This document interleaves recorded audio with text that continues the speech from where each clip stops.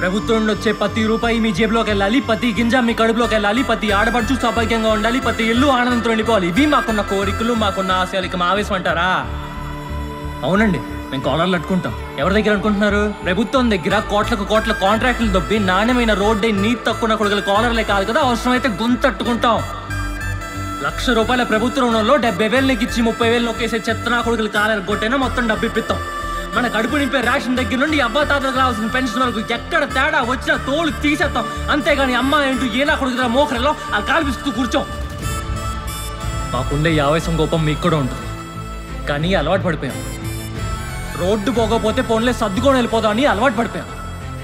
చదువు చెప్పని స్కూళ్ళకి, వైద్యం దొరకని హాస్పిటల్కి, మన ఇబ్బందులు పట్టించుకుని ప్రభుత్వాలకి అలవాటు పడిపోయామండి.